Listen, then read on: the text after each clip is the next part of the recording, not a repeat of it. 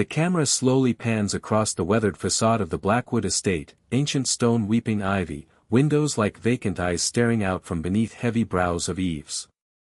A chill wind whistles through the skeletal branches of forgotten trees, carrying whispers of a past entombed within its crumbling walls. Every shadow seems to hold a secret, every creak a forgotten lament. This isn't just an old house, it's a mausoleum of untold stories, a monument to a bargain struck in darkness, its history shrouded in a legend of hidden pacts and unspeakable costs. What they hoped would remain buried, what they desperately tried to conceal, pulses beneath the surface of this forgotten grandeur.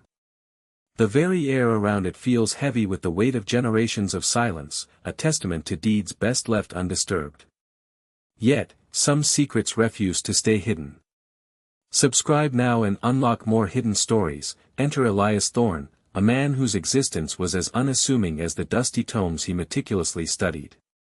Elias was a historian, a freelance researcher whose passion for forgotten legacies far outstripped his financial means.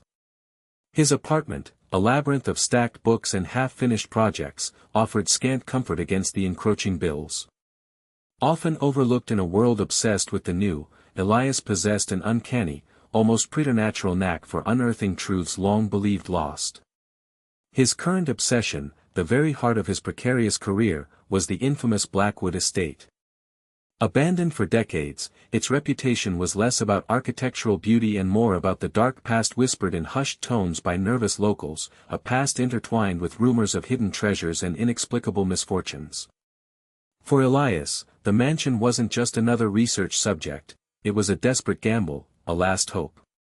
His breakthrough came unexpectedly, tucked within a brittle, leather-bound volume found in a remote archive, a faded, cryptic journal entry penned by the mansion's original owner.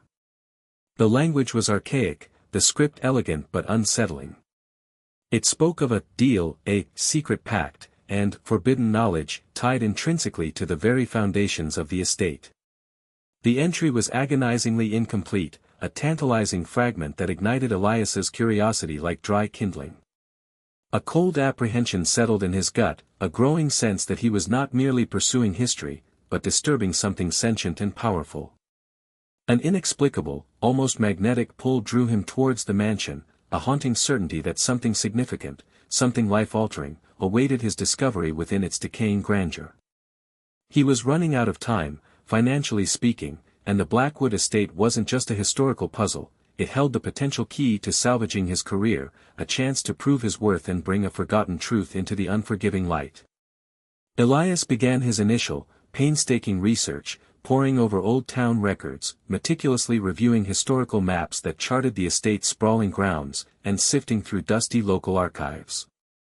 Fragmented references began to surface, hushed legal disputes, unexplained disappearances of household staff, sudden, dramatic shifts in fortune among the mansion's various occupants throughout the centuries.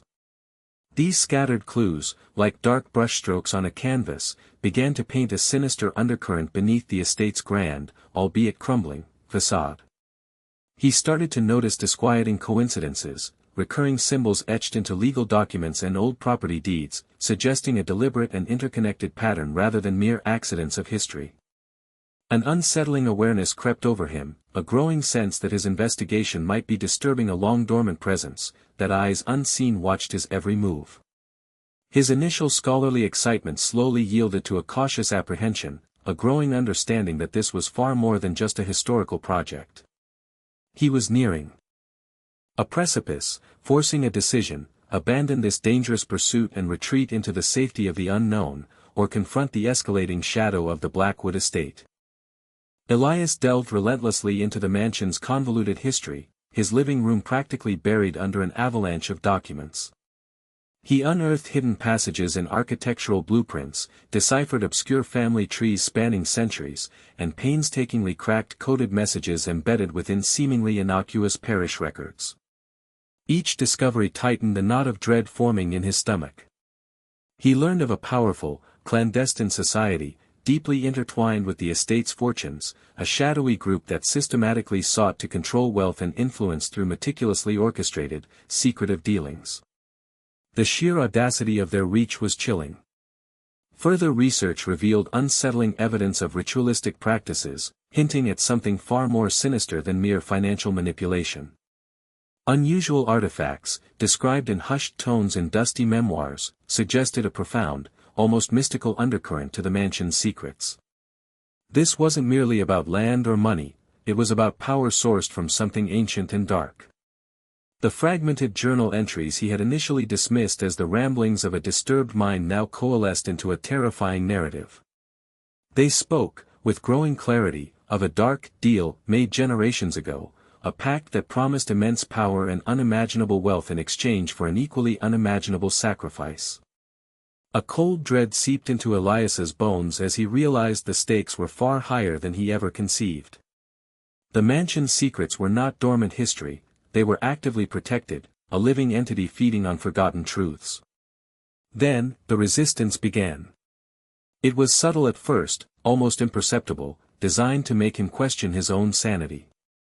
His meticulously organized research materials would mysteriously vanish from his desk, only to reappear days later, slightly out of order. Old archives he'd easily accessed before suddenly became unavailable due to unforeseen maintenance. His laptop, usually a reliable workhorse, suffered strange technical glitches, deleting crucial files or crashing at the most inconvenient times, hindering his already arduous progress. These weren't random occurrences, they were orchestrated. He became acutely aware of a shadowy organization, clearly descendants of the original society, actively trying to suppress the truth. He mentally dubbed them the Custodian Group. Their methods were sophisticated, insidious, designed to wear him down, to make him feel isolated and utterly alone. Cryptic warnings started to appear. An anonymous email, its sender untraceable, contained a single, unsettling phrase, "Some doors are better left unopened." A note, slipped under his door late one night, bore no signature, only a detailed ink drawing of a raven perched on a skull, a symbol he'd seen recurring in the mansion's ancient records. These weren't overt death threats, but they were menacing enough to instill a creeping fear, a gnawing doubt about the wisdom of his pursuit. They hinted at severe, irreversible consequences should he persist. His few trusted colleagues, to whom he cautiously attempted to share his burgeoning theories, dismissed his findings as wild speculation, the ravings of an overworked, delusional researcher. He saw their eyes, influenced by the Custodian Group's subtle disinformation campaigns, glaze over with pity and concern. He realized with a chilling certainty that he was utterly, terrifyingly alone in this fight. Driven by a growing sense of urgency and danger, Elias intensified his efforts. He spent entire nights immersed in the mansion's blueprints, convinced there was more to uncover. His perseverance paid off. Tucked away in a seldom referenced section of the original architect's schematics, he found a notation for a concealed compartment hidden within one of the mansion's oldest, most fortified walls. It was a place designed to remain hidden for centuries. With borrowed tools and a pounding heart, he located the compartment. Inside, nestled amongst crumbling velvet, was a final, chilling entry from the original owner's journal. It detailed a desperate confession about the true nature of the deal, and the terrible, excruciating price paid. This revelation confirmed his deepest, most primal fears, solidifying his resolve to expose the truth, no matter the personal cost. He knew, with a certainty that both terrified and emboldened him, that he was now directly in the crosshairs of the Custodian Group. He finally understood, the deal wasn't a historical artifact, but an ongoing, living power that had profoundly shaped and influenced generations of lives, and it continued to demand its due. Elias deciphered the final clues, a jumble of astrological charts and archaic architectural drawings, which meticulously guided him to a hidden chamber beneath the mansion's oldest foundations. The air grew heavy, thick with the scent of damp earth and something acrid, metallic, as he descended the crumbling stone steps. Inside, nestled on a decaying altar, he found no glittering treasure, no chests of gold, but a forgotten relic.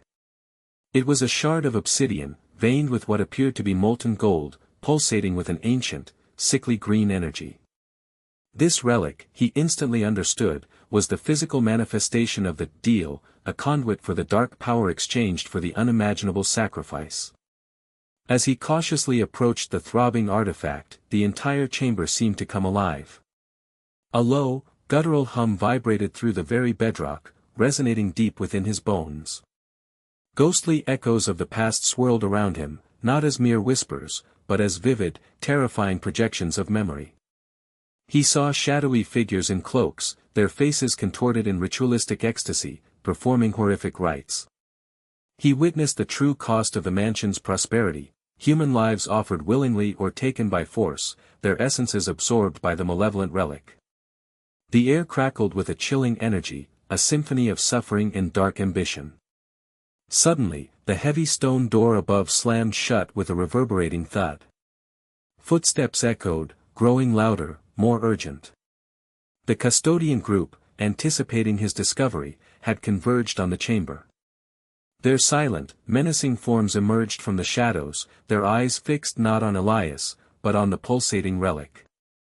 They moved with a chilling precision, their intent clear, to stop him from revealing the ultimate truth, to rebury the secret forever. Elias was trapped, facing the full, terrifying force of their power, intensified by the spectral echoes of the past sacrifices that now filled the suffocating space. He had to make a choice. Protect himself and possibly perish with the secret, or expose the deal and face unimaginable consequences. With a surge of desperation, Elias remembered the original owner's final, frantic notes, a series of arcane symbols and seemingly nonsensical mathematical equations that he had dismissed as a madman's ramblings, but now recognized as a failsafe. He lunged towards a small, almost invisible indentation on the altar, pressing the sequence of symbols etched there. This action didn't destroy the relic, instead, a blinding flash erupted, and the obsidian shard pulsed violently, sending out a shockwave of raw, unadulterated energy. This was no mere tremor, it was a broadcast, an unfiltered torrent of information. The true, horrific nature of the deal was being catapulted into the ether, bypassing the custodian group's carefully constructed controls, leaking into every data stream, every network, every corner of the world. The relic itself, now fully exposed, began to destabilize, its malevolent green glow flickering erratically, like a dying star. The truth was no longer a secret, but a palpable, undeniable force that could not be contained, not by secrecy, not by power, not by the custodian group. The broadcast revealed the full extent of the unspeakable sacrifices made over centuries and the malevolent entity that had been sustained by the deal for generations. The custodian group's reign of terror crumbled as their carefully guarded secrets were ripped from their grasp and laid bare for all to witness. Their faces, once arrogant, contorted into expressions of disbelief and terror as their power, their entire world, shattered around them. The deal was broken, its dark power dissipated like smoke in the wind as the world learned its dark origins. The mansion, its foundational magic undone, its hidden purpose revealed, began to slowly decay, its stones crumbling, its grandeur fading, symbolizing the end of its hidden, insidious influence. Elias, though profoundly shaken by the ordeal, emerged from the chaos as a reluctant hero, a testament to the enduring power of truth. The custodian group was exposed, their membership revealed, their network dismantled, their reign of secrecy brought to an ignominious end.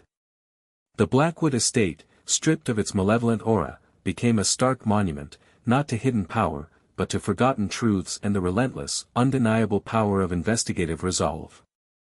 Elias, no longer a struggling historian, found a profound new purpose in meticulously sharing his findings, ensuring that such dark deals, such horrific abuses of power, would never again be forgotten or allowed to fester in the shadows. He often reflected on the profound importance of confronting uncomfortable truths, even when they seemed insurmountable, even when they threatened to consume him. He understood now, with chilling clarity, that the greatest, most dangerous secrets were often hidden in plain sight, woven into the very fabric of history, waiting for someone brave enough, stubborn enough, to look beneath the surface. The story of the Blackwood estate served as a powerful, chilling reminder of the corrupting nature of unchecked power and, ultimately, the triumph of truth over the most entrenched, insidious secrecy. Don't let history stay hidden. Like this video, share it with others, and subscribe for more untold stories and hidden secrets. Look out for our next video, where we explore another forgotten mystery.